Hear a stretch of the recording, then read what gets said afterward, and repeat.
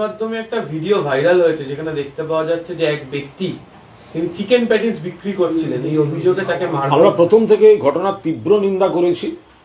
এগুলো হচ্ছে এইসব বিজেপির কুকাণ্ড, কুকর্ম, অপসংস্কৃতি। এই যে ময়দান, বিস্তীর্ণ ময়দান অঞ্চল, এখানে বহু মানুষ তাদের কর্মসংস্থান নির্ভর করে। কেউ ঘোড়া চড়িয়ে 2 পয়সা রোজগার করেন, কেউ আইসক্রিম, কেউ ফুচকা, কেউ ভেলপুরি, কেউ ভেজিটেবল প্যাটিস, কেউ চিকেন প্যাটিস। এরা কিন্তু ইভেন্ট দেখে দেখে এগুলো বিক্রি করে, ওইভাবে নয়।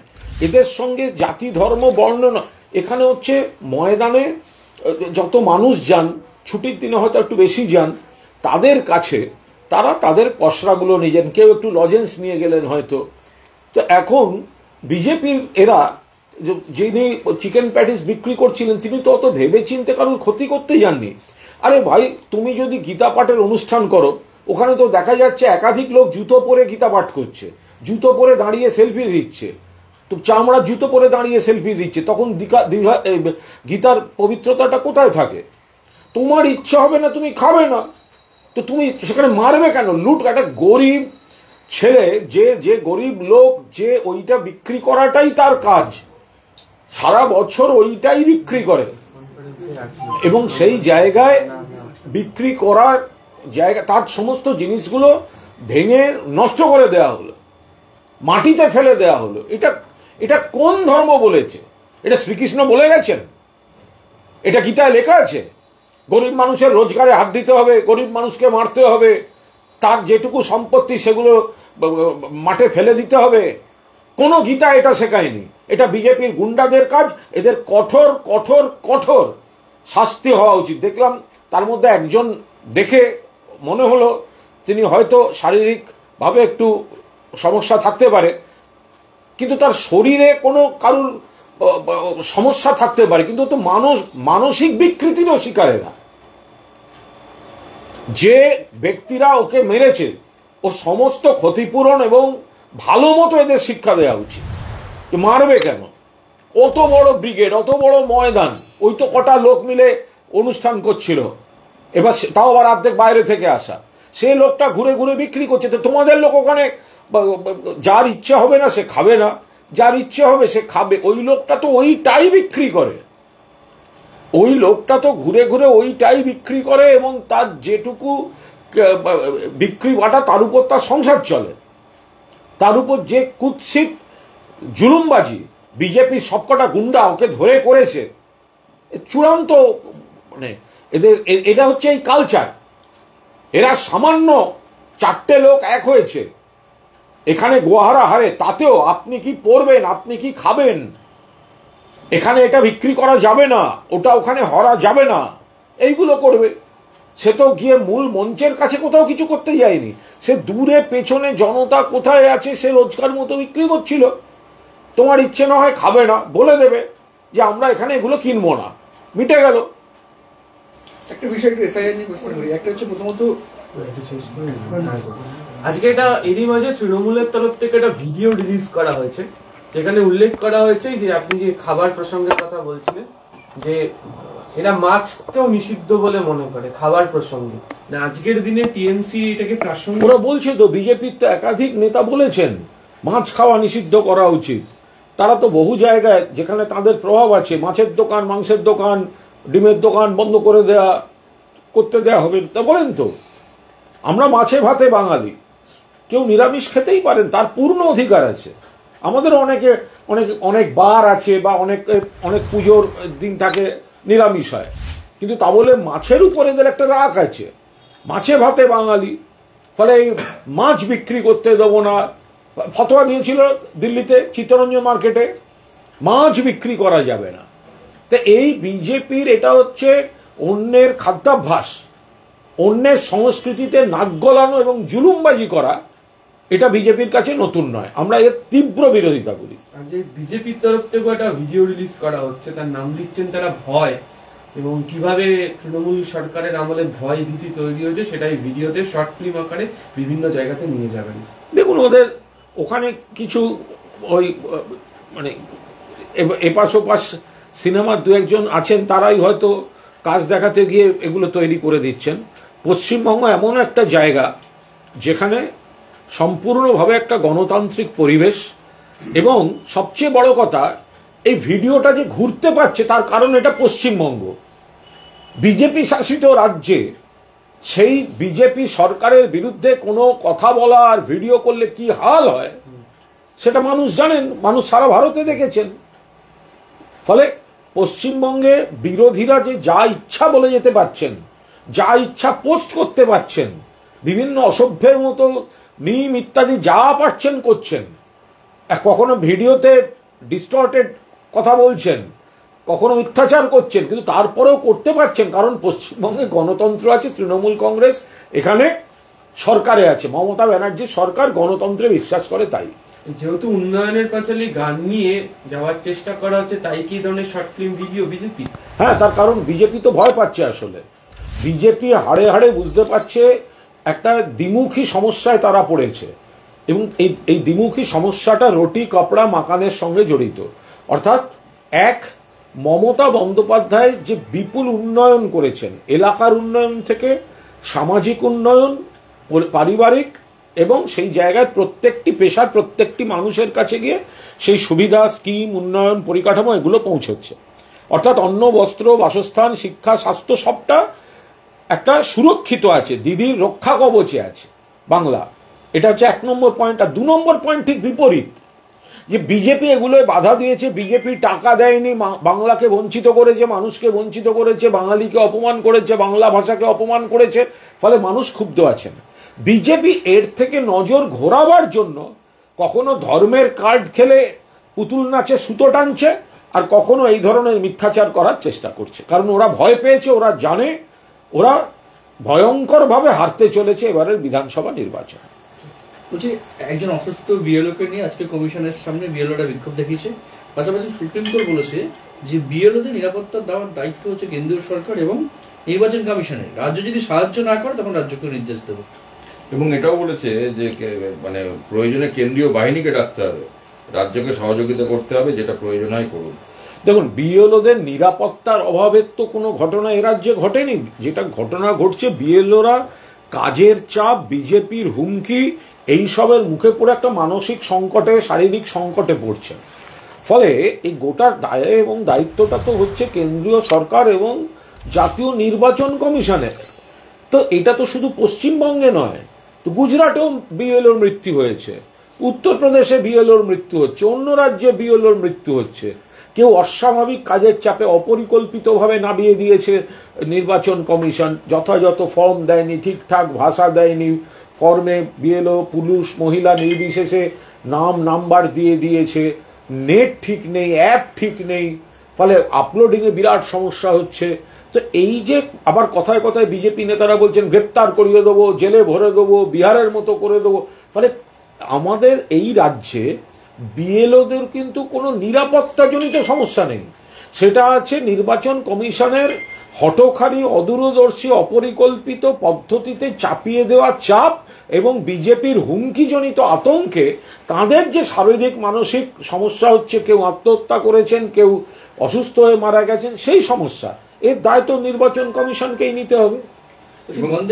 প্রয়োজনে কেন্দ্রীয় বাহিনীকে ডাকতে হবে, এটা তো জাতীয় নির্বাচন কমিশন যেহেতু, তো সেক্ষেত্রে নিশ্চয়ই কোর্ট এটা বলেছেন যে এখানে পুরোদস্তুর আইন শৃঙ্খলা ঠিক আছে, এখানে তো কোনো আইন শৃঙ্খলা জনিত কোনো সমস্যা তৈরি হয়নি বা কোনো বিএলওকে কোনো কাজ করতে গিয়ে কোনো অসুবিধায় পড়তে হয়নি। তো সুতরাং এখানে রাজ্য সরকারের, রাজ্যের পুলিশ একদমই ঠিক আছে। তারপরেও ওটা দিয়ে বোঝাতে চেয়েছেন এই দায়িত্বটা কিন্তু তোমাদের, তোমরা রাজ্য সরকারের দিকে আঙুল তুলতে পারো না। সুপ্রিম কোর্টের যে পর্যবেক্ষণ বা যে নির্দেশ, তার মূল বক্তব্যটা হচ্ছে বিএলওদের দায়িত্বটা হচ্ছে নির্বাচন কমিশনের। তো সুতরাং সেইটাই চোখে আঙুল দিয়ে দেখিয়ে দিচ্ছেন। বাকি তো এখানে পুলিশ প্রশাসন সবাই সাহায্য করছেন, বহু থানার সঙ্গে বিএলওদের যোগাযোগ আছে, কোন এরিয়া, এখানে যাব কিভাবে, ওখানে যাব কি করে, করছেন না, সবাই সহযোগিতা করছে। নির্বাচন কমিশনের যে কর্তারা এসেছেন তাদেরকে দেখা গেল যে তারা ভোটার খুঁজছেন। এবারে অন্যান্য রাজ্যে কিন্তু এই ছবিটা দেখা যাচ্ছে না, এটা বাংলার পক্ষে ছবি। বাংলা তো দিল্লির কাছে ওটা হচ্ছে যে রাজনৈতিক পর্যটন কেন্দ্র। বাংলা যেহেতু এমনিতেই আমাদের পর্যটনটা এত উন্নতি করেছে যে এই বিদেশি পর্যটক আনার ক্ষেত্রে সারা ভারতে এখন বাংলার অবস্থান দ্বিতীয়। আর রাজনৈতিক পর্যটন দিল্লি খুব পছন্দ করে। দেখবেন ভোট আসছে, নরেন্দ্র মোদী অমিত শাহরা দলবল নিয়ে হাল্লা চলেছে, যুদ্ধের মতো কিরম ডেলি প্যাসেঞ্জারি করবে। কখনো সিবিআই ইডি প্লেন ভরে পাঠিয়েছে, কখনো বিভিন্ন কমিশনের চেয়ারম্যান টিম এইসব পাঠিয়েছে, কমিটি অমুক পাঠিয়েছে। এখন নির্বাচন কমিশন পাঠাচ্ছে, তারা আসবেন, যাবেন, বেড়াবেন, দেখবেন, এবং ভোটের দিনের শেষে তৃণমূল কংগ্রেস জিতবে। বলছি বন্দে মাতরম নিয়ে এত এই গত দুদিন ধরে চলছে, বিশেষ করে কালকে আজকে অমিত শাহ রাজ্যসভায় বলেছেন যে পশ্চিমবঙ্গের ভোটের দিকে তাকিয়ে কিন্তু বন্দে মাতরম নিয়ে আলোচনা হচ্ছে না রাজ্যসভায়। না, সেটা তো আমরা সবাই বলছি, সেটা উনি বলার কি আছে। বন্দে মাতরম, বন্দে মাতরম, বন্দে মাতরম সংসদের ভেতরে বলা যাবে না, জয় হিন্দ বলা যাবে না, এর থেকে একটা বিতর্ক উঠে এসছে। আমরা বলেছি সংসদের ভেতরে বাইরে সব জায়গাতেই বন্দে মাতরম বলা যাবে, জয় হিন্দ বলা যাবে। তো সেই জায়গা থেকে একটা বিষয় উঠে এসছে। আর বন্দে মাতরম, আমরা তো ছোটবেলা থেকে এই স্লোগানগুলো আমরা নিজেরা দিয়ে বেড়ে উঠেছি, যে মন্ত্রমদের সঞ্জীবন বন্দে মাতরম, কৃষক বাড়ে এক কদম বন্দে মাতরম, ছাত্র বাড়ে এক কদম বন্দে মাতরম, শ্রমিক বাড়ে এক কদম বন্দে মাতরম। এগুলো তো আমাদের জাতীয়তাবাদী রাজনীতির শ্বাস প্রশ্বাসে জড়িয়ে আছে বন্দে মাতরম। কিন্তু বিজেপির যারা স্বাধীনতা আন্দোলনে যুক্ত ছিল না, তারা বন্দে মাতরমের প্রাসঙ্গিকতাটা বুঝবে কি করে? কারণ তারা তো ব্রিটিশের জেল থেকে বেরোতে আর আন্দোলন করব না বলে মুচলেখা দেওয়ার দল। আর গতকাল প্রধানমন্ত্রী যেটা করেছেন, অর্থাৎ যেভাবে প্রধানমন্ত্রী তিনি ঋষি বঙ্কিমচন্দ্র চট্টোপাধ্যায়কে তিনি যে বলে বসলেন বঙ্কিম দা, এটা কোনো কথা?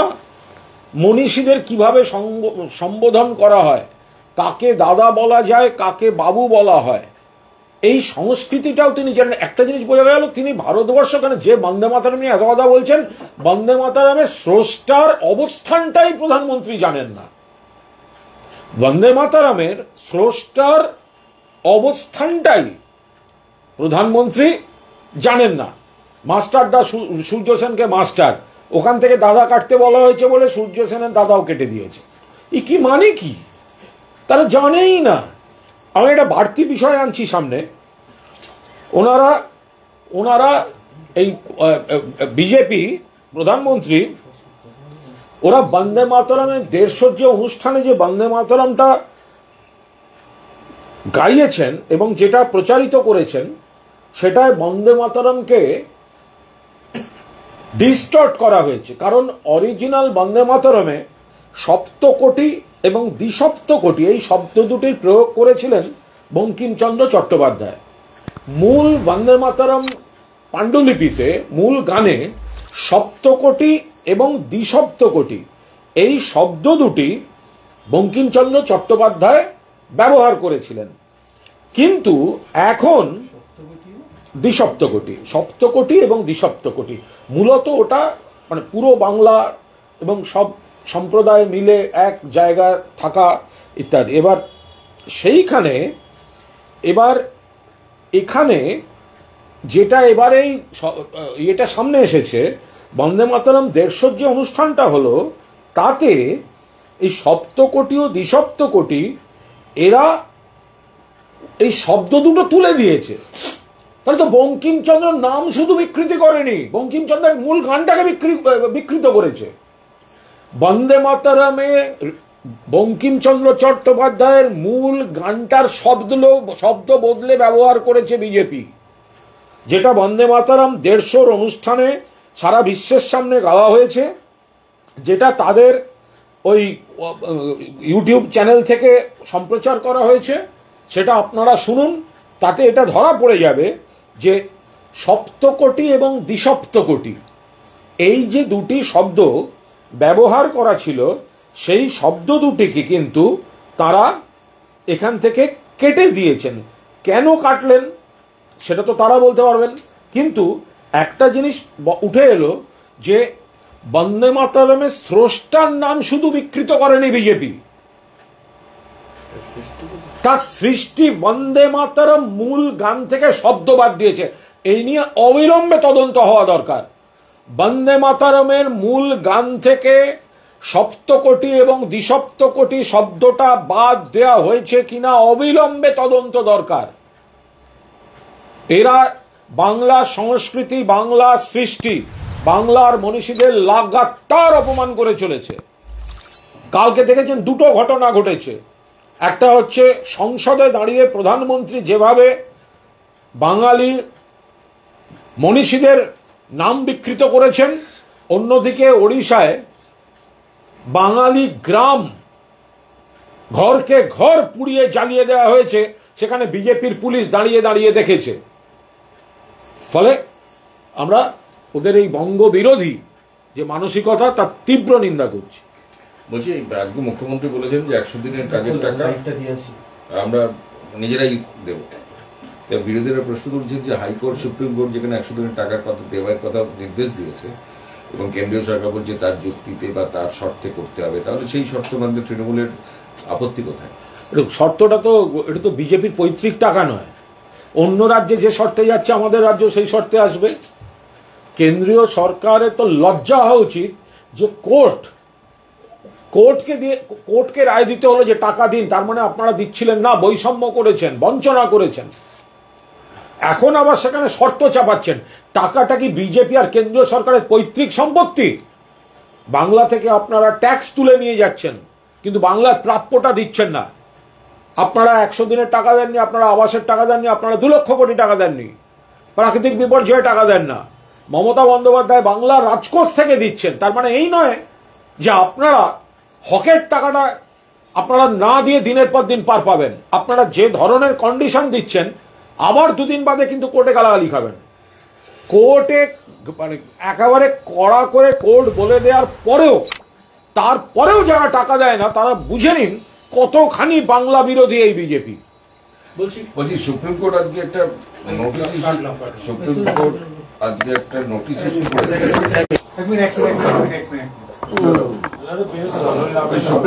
একটা নোটিশ ইস্যু করেছে, সেটা কেন্দ্রীয় সরকারকে করেছে, রাজ্য সরকারকে করেছে এবং ইলেকশন কমিশনকে করেছে।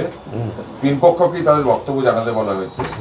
বিষয়টা হলো যে মতুয়াদের নাগরিকত্ব আগে পাবে না ভোটাধিকার আগে পাবে, এইটা হচ্ছে প্রশ্ন। নাগরিকত্বের যে আবেদন সিএ আইনে বকেয়া পড়ে রয়েছে, তারপরে একটা মানে সংশয় তৈরি হয়েছে। দেখুন, এটা একটা সম্পূর্ণ প্রশাসনিক বিষয়, এ নিয়ে কোনো রাজনৈতিক মন্তব্য করব না। নিশ্চয়ই সংশ্লিষ্ট যারা এই নোটিশ পাচ্ছেন তারা বিষয়টি দেখবেন। আমরা শুধু বারবার বলি যে মতুয়াদের ভুল বুঝিয়ে সাময়িকভাবে বিভ্রান্ত করে বিজেপি তাদের বন্ধু সাজতে চাইছিল, কিন্তু এখন পরিষ্কার বোঝা যাচ্ছে যে এই বিজেপিকে বিশ্বাস করে কত বড় বিপদে মতুয়া সম্প্রদায়, যাদের মমতা বন্দ্যোপাধ্যায় এবং তৃণমূল কংগ্রেস এত সম্মান করে, তারা কত বড় বিপদে পড়েছেন। তাদের এসআইআরে তাদের নাম বাদ যাওয়ার পরিস্থিতি তৈরি হয়েছে। আবার যদি তারা সিএতে আবেদন করেন, তাহলে দাঁড়িয়ে যাচ্ছে যে তারা তো যেই মুহূর্তে আবেদন করছেন সেই মুহূর্তে দাঁড়িয়ে যাচ্ছে তারা তো এখানে নাগরিক নইলে নাগরিক চাইছেন কেন? ফলে এই বিজেপির এই রাজনীতির কারণে মতুয়া সম্প্রদায় একটা অনিশ্চয়তার মধ্যে পড়েছেন। আর বাকি সুপ্রিম কোর্টের যে বিষয়টা, সেটা আইনের বিষয়, সেটা প্রশাসনিক বিষয়, তারা দেখবে। বলছি, হুমায়ুন কবির আজকে আবার বলেছেন যে তার সমর্থন ছাড়া মুখ্যমন্ত্রী হতে পারবেন না মমতা বন্দ্যোপাধ্যায়। আমি একটুখানি বলি, উনি বলেছেন যে আগামী 26-এ কেউ ম্যাজিক ফিগারে পৌঁছতে পারবে না, তৃণমূলও না বিজেপিও না। যেই সরকার গড়তে যাক না কেন, হুমায়ুন কবিরের পার্টি সাহায্য নিতে হবে। উনি 135টা আসনে লড়াই করে একটা বড় সংখ্যক জিতবেন। দেখুন, এই ধরনের কথার কোনো উত্তর দেওয়ার প্রয়োজন আছে বলে মনে করছি না। 4র্থবারের জন্য মুখ্যমন্ত্রী হবেন মমতা বন্দ্যোপাধ্যায়। 250-র উপর সিট পাবে তৃণমূল কংগ্রেস। মমতা বন্দ্যোপাধ্যায় একমাত্র বিজেপির বিরুদ্ধে লড়েন, সেটা বাংলার মানুষ একাধিক কারণে মমতা বন্দ্যোপাধ্যায়ের প্রার্থীদেরই ভোট দেবেন। এক হচ্ছে উন্নয়ন, সমস্ত পরিবার এবং পেশা ধরে ধরে প্রত্যেকটি ব্যক্তি মমতাদির সুরক্ষা কবচের মধ্যে আছেন, সেটা বাংলার মানুষ জানেন। 2 নম্বর হচ্ছে কেন্দ্রের বঞ্চনার প্রতিবাদ, যে বাংলার প্রতি বঙ্গভাষীর বিরুদ্ধে বিজেপির যে কুৎসিত মনোভাব, তার বিরুদ্ধে। এবং 3য় হচ্ছে সাম্প্রদায়িক সম্প্রীতি। ফলে মাঝখানে বিজেপি যাদেরই খাড়া করুক ভোট ভাগ করার জন্য, বাংলার মানুষ সেটা ধরে ফেলেন। বিজেপির আগ্রাসী যে ধর্মীয় মেরুকরণের নীতি, বিজেপিকে সারা ভারতবর্ষে রুখে দিয়ে রেখেছে পশ্চিমবঙ্গ মমতা বন্দ্যোপাধ্যায়ের নেতৃত্বে। ফলে বিজেপি কখনো এ টিম, কখনো বি টিম, কখনো সি টিম মাঠে নামায় ভোট ভাগের জন্য। বাংলার মানুষ সচেতন, 250-র বেশি সিট নিয়ে ঘরের মেয়েকে আবার ফিরিয়ে দেবেন নভেম্বরে। হুমায়ুন কবির বলেছে যে আমি তৃণমূল কংগ্রেস আর কোনোদিন দিব না, 1 লক্ষ লোককে নিয়ে 22শে ডিসেম্বর নতুন দল গঠন করে দেখাবো। সেটা দেখুন, এটা সেটা আমরা কালকে দেখেছি ওই কি রোববারের ব্রিগেডে গীতা পাঠ বিজেপির নেতারা ডেকে আনলেন, আর তারপরে একাধিক ব্যক্তি এবং মহিলার সব ইন্টারভিউ দেখছিলাম, মাঠে বসেই বলছেন আমরা তো কীর্তন হবে বলে এসেছি, আমি কিন্তু লক্ষ্মীর ভাণ্ডারের টাকা পাই, আমার বাড়িতে সবাই পুরোপুরি সুরক্ষিত, আমরা মমতা ব্যানার্জিকে চাই। আমরা তো দেখেছি, এবার কে কি বলে কি দিয়ে কে কোথায় কজনকে নিয়ে যাবেন তাদের ব্যাপার। সেই মানুষগুলিও ভোটটা দেওয়ার সময় জানেন যে বিজেপিকে রুখতে গেলে ভোটটা দিতে হবে তৃণমূল কংগ্রেসকে, মমতা ব্যানার্জির প্রার্থীকে। অন্য জায়গায় ভোট দেওয়া মানে বিজেপিকে সমর্থন করা। তৃণমূল কংগ্রেস ছাড়া অন্য কোন দল বা ব্যক্তিকে পশ্চিমবঙ্গে ভোট দেওয়া মানে ঘুরিয়ে বিজেপিকে সমর্থন করা, এটা বাংলার মানুষ জানেন। অন্যদিকে তহা সিদ্দিকী বলেছেন যে সংখ্যালঘুদের মন বাংলায় ভেঙে গেছে, তারা অনেক রিকোয়েস্ট করেছেন মমতা বন্দ্যোপাধ্যায়কে সব উৎসবে 3-4 দিন ছুটি, ঈদে মাত্র 1 দিন ছুটি। এই নিয়ে আমি কোনো মন্তব্য করব না। তহা সিদ্দিকী একজন শ্রদ্ধেয় মানুষ, তার সঙ্গে তিনি মুখ্যমন্ত্রীকে চেনেন এবং তাদের নিশ্চিতভাবেই তাদের মানে যোগাযোগের মানে এরম নয় যে তহা সিদ্দিকী সাহেবের কোনো যোগাযোগ নেই। এবং আমি যতটুকু জানি মাননীয় মুখ্যমন্ত্রীও তহা সিদ্দিকীকে যথেষ্ট শ্রদ্ধা করেন। ফুরফুরা শরীফের জন্য মমতা বন্দ্যোপাধ্যায় ফুরফুরা শরীফের পরিকাঠামো উন্নয়নে ঢালাও সাহায্য করেছেন। তো ফলে সংখ্যালঘুদের জন্য যা দেওয়া, যেভাবে দেওয়ার সবটাই মমতা বন্দ্যোপাধ্যায় করেছেন এবং করে চলেছেন। তাদের যত স্কলারশিপ থেকে শুরু করে তাদের বিভিন্ন ধরনের সামাজিক বিভিন্ন ধরনের জায়গায় সংখ্যালঘুদের সামাজিক, অর্থনৈতিক সমস্তভাবে সুরক্ষিত রাখা মমতা বন্দ্যোপাধ্যায় রাখেন। ফলে এ বিষয়ে আমি আলাদা করে কোনো উত্তর দেব না। একটা বলে নি, বাম কংগ্রেস উল্টে বলছে যে গত লোকসভা নির্বাচনে মালদা মুর্শিদাবাদে তারা যে ভালো ফলাফল করেছিলেন যে বিধানসভাগুলোতে, সেই বাড়াভাতে ছাই দেওয়ার জন্যই হুমায়ুন তৃণমূল কংগ্রেসের বি টিম হিসেবে হুমায়ুন কবির, আমি তো দেখলাম কে বলছে মোহাম্মদ সেলিম নাকি ফোন করেছিলেন। মোহাম্মদ সেলিমই তো, সবাই তো বুঝতে পারছে যে কে কাকে উস্কাচ্ছে। শূন্য পার্টির রাজ্য সম্পাদক হুমায়ুন কবিরকে নাকি কথা বলবার জন্য ফোন করেছিলেন। তো এটা যখন রটেছে, এটা ঠিক না ভুল তো তাদের বলা উচিত। ও তো তার মুখ থেকেই বেরিয়েছে। আমি তো হুমায়ুন নিজেই বলেছেন যে মোহাম্মদ সেলিম আমাকে কথা বলতে চাইছেন। তো সুতরাং তো পরিষ্কার বোঝা যাচ্ছে যে কারা এইসব তোল্লা দেওয়ার চেষ্টা করছে। তো এইভাবে হয় নাকি? এখন উল্টো বলে কি লাভ আছে? এখন নিজেদের ক্ষমতা নেই, কে কোথায় তৃণমূলের সঙ্গে ঝগড়া করছে তাই নিয়ে তাকে ধরে যদি ভেসে থাকা যায়। সে কংগ্রেস আর সিপিএম, বিশেষ করে সিপিএম এর সেই হাল হয়েছে। বলছি, শুভেন্দু অধিকারী যে একটা ভিডিও পোস্ট করেছেন, সেখানে দেখা যাচ্ছে কৃষ্ণ কল্যাণী তৃণমূলের বিধায়ক, তার একটা বক্তৃতা, তিনি বলছেন যে আপনাদের ভোটের দাম কত জানেন? 65,000, এই 60,000 মিনিমাম। কারণ হচ্ছে আপনারা 60,000 টাকা লক্ষ্মীর ভান্ডার পান, তাই এত 60,000 টাকার কমে আপনারা ভোট দেবেন? এই যে ভিডিও লক্ষ্মীর ভান্ডারকে নিয়ে, আমি বলতে পারবো না, আমি শুনিনি। একটা বক্তৃতার মধ্যে কখন কোন বক্তা কি অ্যাঙ্গেলে বলছেন, সে তো বিজেপিরও বহু নেতা বহুভাবে বহু কেন্দ্রের স্কিমগুলোকে লোককে মনে করিয়ে দিতে অনেক কিছু করেন। ফলে এটা এই ধরনের, আমরা কখনো এটা দেয়া হচ্ছে বলে আমাদের ভোট দিন সেটা যেমন আমরা বলি না, আবার এটাও ঠিক আমরা মনে করিয়ে দিই যে শীত গ্রীষ্ম বর্ষা মমতা বন্দ্যোপাধ্যায় ভরসা। যাদের কথা কখনো কেউ ভাবেনি তাদের কথা মমতা বন্দ্যোপাধ্যায় ভাবেন, তাই তাদের আপনার নিজের অধিকার অটুট রাখতে মমতা বন্দ্যোপাধ্যায়ের প্রার্থীদের ভোট দিন। এবার সেটাকে কে কিভাবে বলেছে, কোনটা শ্রুতি মধুর আর কোনটা শ্রুতি কটু, সেটা পুরোটা না শুনলে বোঝা যাবে।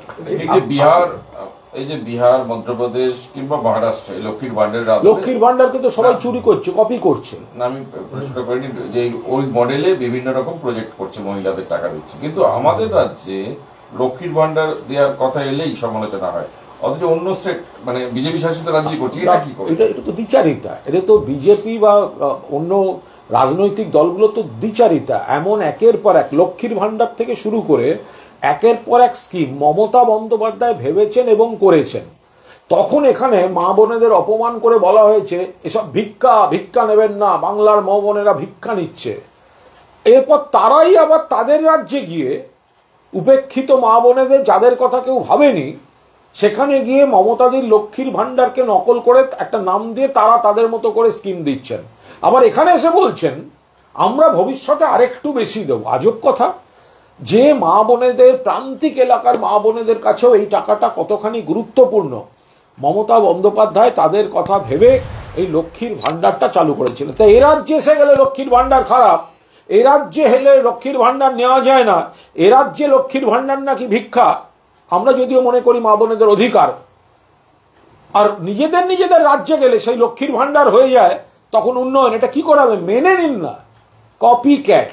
মমতা বন্দ্যোপাধ্যায়ের ভালো কাজকে আপনারা নিজেদের জায়গায় নকল করছেন। বলছি, ভাঙড়ে আজকে জমি দখলের অভিযোগে মহিলারা রাস্তায় নেমেছে তৃণমূল কংগ্রেসের বিরুদ্ধে। আমি যাই না, বলতে পারবো না। এটা কোনো একটা যে এলাকার ঘটনা তারা বলতে পারবেন, আমি এখন অব্দি জানি না। বলছি, আজকে কোচবিহারে মুখ্যমন্ত্রী বলেছেন যে ভোটের সময় সংখ্যালঘু ভোট ভাগ করছেন। শীতলকুচিতে যখন গুলি মারলেন সব ভুলে গেছেন? এই নোটিশ পাঠাচ্ছে আসাম থেকে কোচবিহারের লোককে। এই বক্তব্যকে হাতিয়ার করে বাম এবং কংগ্রেস বলছে এই যে ভোট, সংখ্যালঘু ভোট ভাগ করায় হুমায়ুন কবিরের পরিপ্রেক্ষিতে, এটার জন্য তৃণমূল ভয় পেয়ে গেছে। তৃণমূল একটু ভয় পায়নি। তৃণমূল চাইছে যাতে ধর্মের নাম করে আমাদের এই শান্ত সম্প্রীতির বাংলায় এই বিষ কেউ ছড়াতে না পারে ভেদাভেদের। ধর্ম, যার যার ধর্ম তিনি পালন করবেন, ধর্মগ্রন্থ তিনি পড়বেন, ধর্মীয় আচার পালন করবেন, কিন্তু রাজনীতিতে ধর্ম দিয়ে উন্নয়নে পাল্লা দিতে না পেরে, আন্ডারলাইন, উন্নয়নে পাল্লা দিতে না পেরে, বৈষম্য সত্ত্বেও বাংলার উন্নয়ন আটকাতে না পেরে বিজেপি এখন পুতুল খেলা সুতোর মতো টান দিয়ে দুপক্ষকে দিয়ে ধর্মের ভেদাভেদের খেলা চালাচ্ছে। সেটাতেই মমতা বন্দ্যোপাধ্যায় সতর্ক করে দিয়েছে। একটা প্রশ্ন করে বলছি, সুকান্ত মজুমদার বলছে হুমায়ুন কবিরের ফান্ডিং বাইরে থেকে হচ্ছে কিনা, বিদেশ থেকে হচ্ছে কিনা দেখা উচিত। সেটা ওনারা দেখবেন। আচ্ছা, এই যে কথাটা বললেন সুকান্ত মজুমদার, এই একটা কথা বলে বসলেন, বিরাট পণ্ডিত, গোলগাল চেহারা মানেই পণ্ডিত, তো বলে বসলেন যে বিদেশ থেকে আসছে কিনা দেখতে হবে। দেখার দায়িত্বটা কার? কেন্দ্রীয় সরকারের। বিদেশ থেকে ফান্ডিং এলে কে দেখবে? কেন্দ্রীয় সরকার দেখবে, অর্থ দপ্তর দেখবে, অন্য যে এজেন্সিগুলো আছে দেখবে, ইডি দেখবে, আইবি দেখবে, আরো ওদের অনেকগুলো অনেক ধরনের এজেন্সি আছে এই কেন্দ্রের বৈদেশিক মুদ্রা সংক্রান্ত, বা কেন্দ্র থেকে কোনো টাকা কোনোভাবে ঢুকছে কিনা। আপনি দুম করে একটা ইয়ে করে দিলেন, অভিযোগ করে দিলেন। আমি আবার বলছি, মসজিদ করার পূর্ণ অধিকার হুমায়ুন কবিরের আছে। মসজিদ করার পূর্ণ অধিকার হুমায়ুন কবিরের আছে। যে কোনো ব্যক্তি বা ব্যক্তিগণের কোনো মসজিদ, কোনো মন্দির, কোনো গির্জা, গুরুদ্বারা, যার যা ধর্মের উপাসনা স্থল করার অধিকার আছে। কেউ সেখানে চাঁদা দিতে পারেন, ওই নিয়ে আমি একটি শব্দ বলবো না। আর যাদের, সুকান্তবাবু আপনার হাতে যদি প্রমাণ না থাকে, আপনি অকারণ এ নিয়ে বিতর্ক করে আপনার উদ্দেশ্য তো হচ্ছে হুমায়ুন কবিরকে একটু প্রচারের আলোয় রাখা, সেটা আমরা বুঝি। বি টিম, সি টিমকে, এ টিমকেই তো একটু প্রমোট করতে হয় না, পাবলিসিটিতে রাখতে হয় না। তো এখন আমাদের আপত্তি হচ্ছে হুমায়ুন কবিরের রাজনীতিটা নিয়ে। যে ব্যক্তি বিজেপির প্রার্থী ছিল 2019 সালে, তখন তার বাবরি মসজিদের কথা মনে পড়েনি। 25-এর ভোটের সামনে এসে তাকে বাবরি মসজিদের কথা মনে পড়লো। মসজিদ তৈরি নিয়ে কোনো আপত্তি নেই, কিন্তু এই রাজনৈতিক বিচারিতা নিয়ে প্রশ্ন তোলার অবকাশ আছে। বলছে এই টাকা নিয়ে এই শ্রমিক ভট্টাচার্য বলছে যে হুমায়ুন কবিরের এত টাকা উদ্ধার হয়েছে, প্রায় 3 কোটি। এই উদ্ধার মানে অনুদান পেয়েছে। এই টাকাটা তৃণমূলের ফান্ডিং। শ্রমিক ভট্টাচার্য বলছে এত টাকা ওটা তৃণমূলের টাকা। দেখুন, হুমায়ুন কবির আমরা সাদা চোখে দেখেছি তিনি একটি মসজিদ তৈরি করছেন। এখানে যে কোনো ব্যক্তি বা ব্যক্তিগণের মসজিদ, মন্দির, গির্জা যে কোনো ধর্মস্থান তৈরি করার পূর্ণ অধিকার আছে।